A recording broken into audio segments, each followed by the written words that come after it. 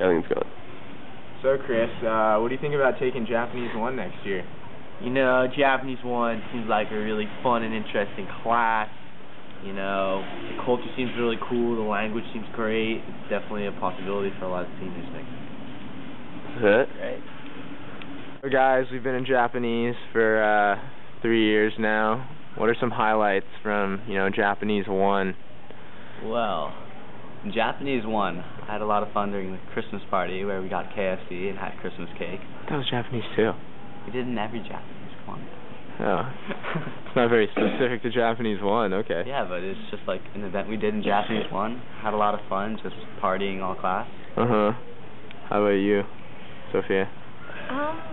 It's been a really great experience all the years. I think my favorite year was Japanese 2, because we really learned a lot about Japanese culture.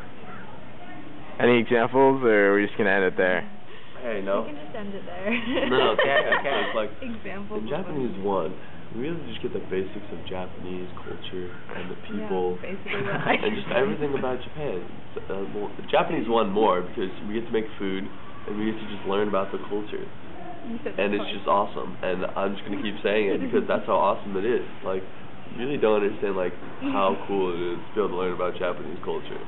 You look super cool. Right Professor, what was your highlights from Japanese 1? Japanese 1, it's still filming, dude. This kid thinks he's so sick. It's hilarious. Okay. I don't know. Japanese 1 was pretty sick because we had a really small class. I think we had like 6 or 7 people. We were all pretty close.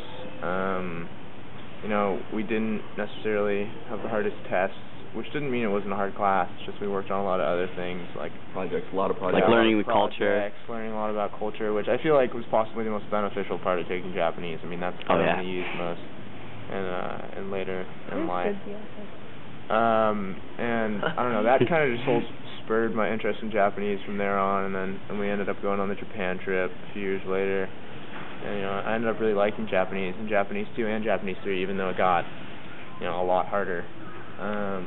But I mean, Japanese 1 was definitely a highlight of my high school career. Stop it. That's all it? How? Did you press it? Yeah, no shit, you press it.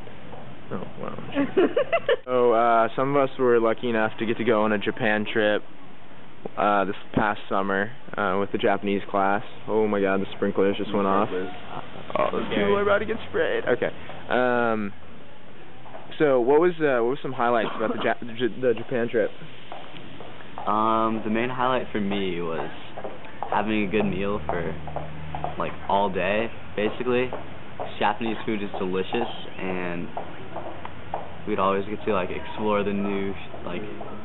around cities and stuff, and try finding like ramen shops or like specific restaurants kind of like that, and all the food was delicious, and it was just a great time. Sophia didn't go, but how about you, Chris? It was just, the food was amazing. That's always one thing I want to say. The food was awesome. The people are so hospitable there, and really you can go around any place in the city and just feel completely comfortable with anything you do, and not worry about getting mugged or anything, because you can be face to face with someone on a train you've never met before, and even start a conversation even if you don't speak the same language. That was one thing I thought that was really interesting about Japan, and the whole culture about it. So funny.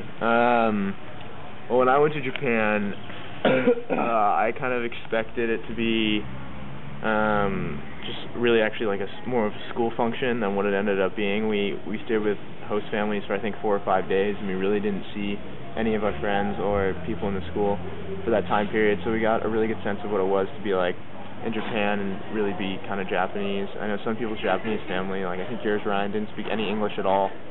Mine did. Oh, they did? Some people's... I was just with like some old family. Yeah, so Chris's didn't speak any English, and that obviously benefited them a lot when learning Japanese language. Mine did speak English, but that was also good because we could connect at a certain level. And after the homestay, we got to like kind of roam around and check out different places like Hiroshima, and like Kumamoto Castle and places like that. And they gave us a ton of free time, like a ton of free time. They really, knew we were responsible people and allowed us to use our time willingly.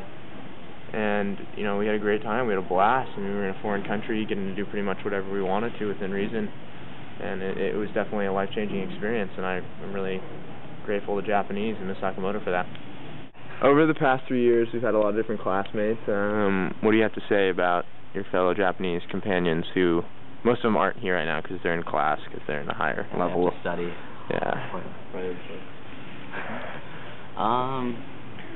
Overall, like, I find all the classmates, like, really cool. We've spent, like, almost 3 years together, except for the freshmen who just joined our class, and the sophomores, but like being in the class with them for so long, you kind of get to know them, and we've kind of all become like a family, and I kind of like that about this class. Alright, how about you, Sophia? Passing on the torch.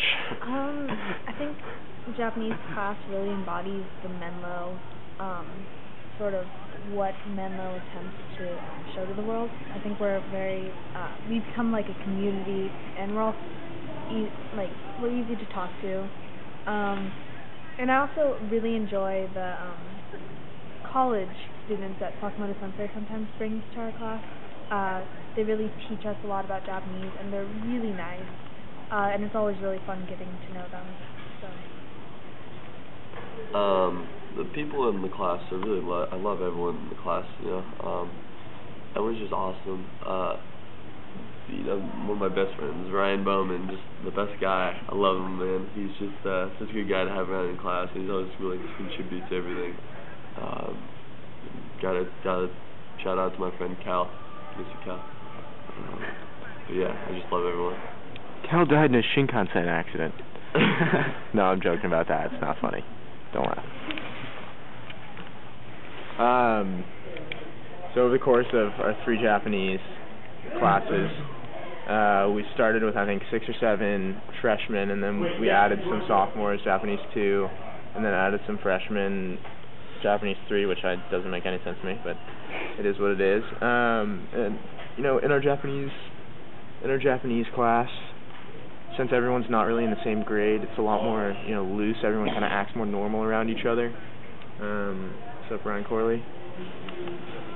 It's really a tight-knit community. Like, I'm really comfortable in front of sophomores and freshmen, usually more so than I would be, and the juniors that are in my class, they know me for who I am, and I'm not afraid to act stupid, say stuff that I probably shouldn't say, which is not to say that the class isn't serious, because it's extremely serious.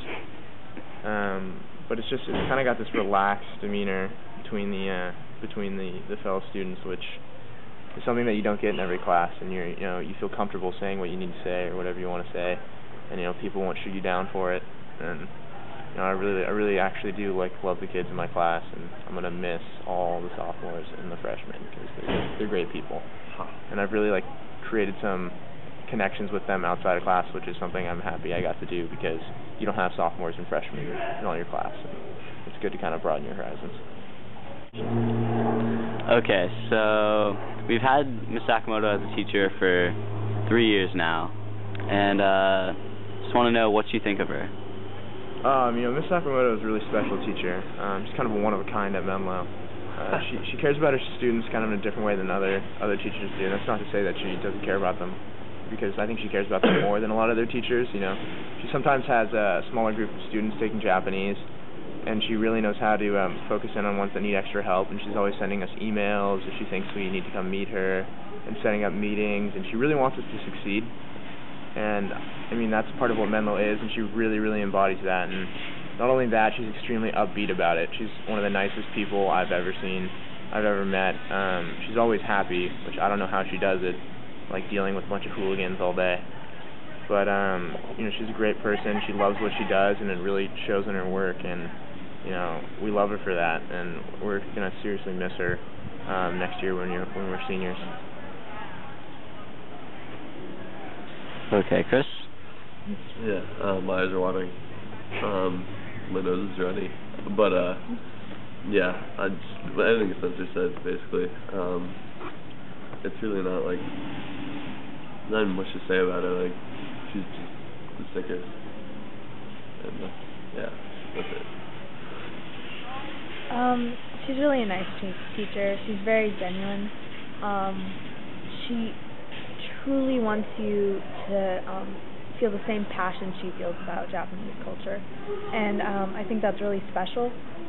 And I think that the fact that she wants other people at Menlo to be affected by the same love of Japan just really says a lot about her. Yeah, Miss Sakamoto teaches like 5 different Japanese classes, so that must be a lot of work for her. And I just really appreciate everything she does for us. She's really energetic and upbeat, and that makes class like more entertaining and easier to listen to. And I've just had a lot of fun with her as a teacher, and I'm definitely going to miss her next year.